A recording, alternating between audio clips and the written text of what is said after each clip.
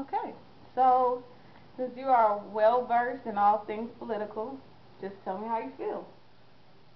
Well, honestly, it's a mixture of two different ideologies. We have the conservative ideology, which we all well know, which is that of less government, lower taxes, um, mainly on the individual aspects.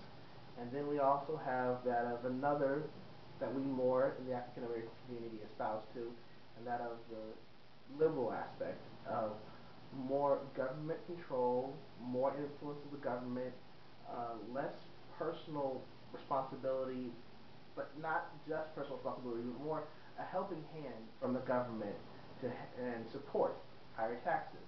And what we're seeing right now is a consequence of, honestly, people not voting. We had lower voter turnout this past November, and because of it, we have a far larger Republican-controlled legislature. And then we also have a bad economy, which we all know. And so because of a bad economy and a deeply controlled Republican legislature and a Republican governor and the Republican judicial system in general, and just to be quite frank, a Republican state, we have an economy that's shrinking, even though Rick Perry says that Texas is good for business. It is good for business, but it's not good for government right now. And then so thereby, we as African Americans are really going to feel it. Because even though we're talking about what the legislature is doing, we need to look at the bigger picture too. The legislature is getting ready to get offered something by the THECB, the Texas Higher Education Coordinating Board. And they are getting ready to change everything for TSU, for you, for me, for just education in general. They're getting ready to change the formula for how schools are audited. And what it will do is that instead of counting how many students come to TSU on the 12th class day, how many people are in the classroom right now, it's going to say how many people are in the classroom the last class day, how many students complete the course. And that's how much TSU is going to get paid for. And that's how much the Texas is going to fund people for it. Not based off of what before. And so we have a new combination of where the Republican-controlled legislature, the Republican-controlled government wants to cut back on giving money to schools for Texas Grant, for TPEG, for a whole bunch of other money, and then also the price for education raising because it's going to cost more money for us just to keep the school running. And so in general, we're going to be squeezed as students and just as people in the African American community in general. And sadly, the consequence is that we didn't go out in huge numbers in November. We didn't go out like we did when we went out for Obama. And even when we went out for Obama, it was still small. But we didn't go out even to that level. And so now we're going to have a deeply controlled Republican legislature that is more about saying it's not about government helping you, it's about you helping yourself. And the problem is that not everyone can do that. And we needed the government's help. And so now we're going to be feeling that. And that's really, when it boils down to it, it's going to hurt you and my pocket and all our pockets for quite some time.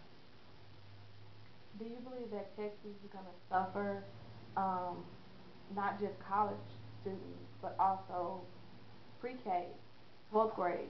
So there's no doubt. It matters on who you talk to. If you talk to a liberal, we're going to say that yes, Texas is going to suffer. Education system, minorities, low income, we're going to suffer. Talk to a conservative, they're going to say Texas is going to do fine because it's going to be good for business, because we're not going to raise, it's going to do good for business, we're not going to raise tax rates, we'll encourage more people to come to the state of Texas, we'll keep things low. That's one aspect. But then on the other aspect is those who are dependent upon what government offers. And so, once again, minorities and low income and education in general, they're talking about cutting over $10 billion in higher education and in lower education, in P through 12, K through 12, excuse me. And so K through 12, they call it cutting that amount of money. So all our school districts are gearing to feel this because of the money that they're dependent upon the state to give. And so in general, we have more money, less money going to the states, well, less money coming from the states to the school districts, less money for the state to the college education, less money from the states to the city, and now, because the city governments and everything else are running out of money, they want to raise taxes too so they can just stay afloat. In general, it's going to be a really rough 2 years because we none of us have money. The economy affects everything. And when you have people who aren't willing to raise taxes when the economy is doing bad, we all feel it. What do you think about using the rainy day fund? The rainy day fund, honestly, I don't think we should use the rainy day fund. Uh, I think we should raise taxes, but or at least try to come up with other aspects that we can raise money from. Uh, but in general, no. And the rainy day fund isn't large enough to take all of it. Houston, for too long, we depended upon our rainy day fund when our revenue wasn't enough. And so during the previous mayor, for the past 3 years, we would dip into the rainy day fund. And now that we're really hitting a rainy day, we can't dip into it as much because there's not enough money for it. And so I don't think Texas should dip into the rainy day fund.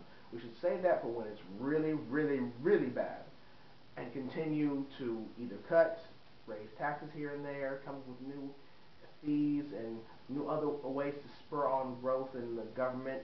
But I definitely wouldn't dip into the rainy day fund. Do you believe in taxing alcohol and cigarettes for education?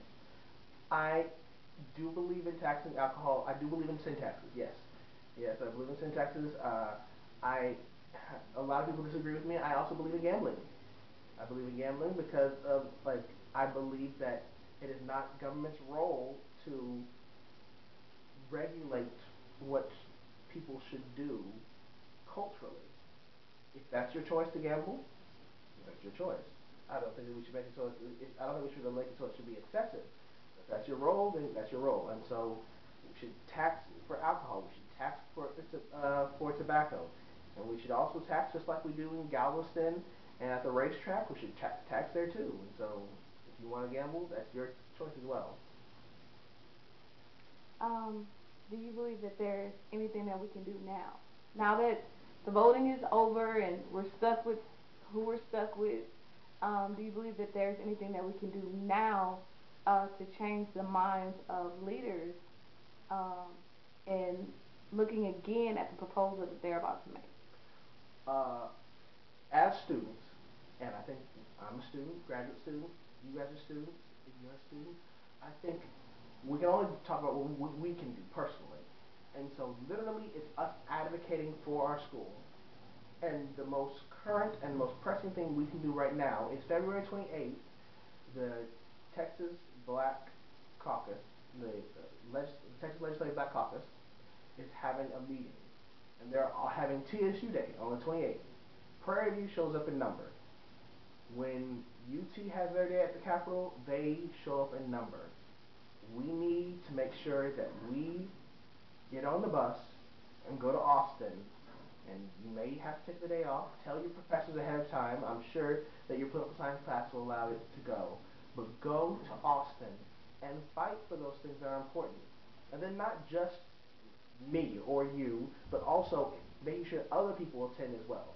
We have to have good numbers there and tell our representatives how serious we are. And then after we go, it's not just showing up and taking pictures, but actually also after we go and being an actual social advocate, talking to our representatives, and then when we come back, still writing our representatives.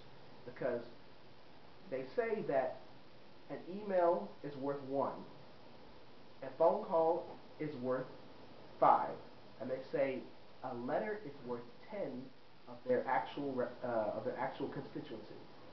So for every one email, there's only one person who actually believes that. For every one phone call, there's 5 people who believe in it, and for every one letter, there's 10 people who believe in that. Because the normal person doesn't take the time to write down and put a pen to paper.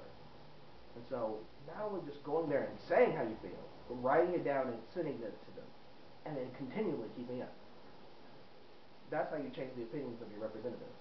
And then, of course, in 2 years, Lord willing, we actually can make it through this, and then also make sure that we put back in the right people so we actually get the stuff we want done. Because if not, we'll be looking at more cuts. All right. Thank you very much. Thank you so much. I hope I got something out of it. Oh, most assuredly.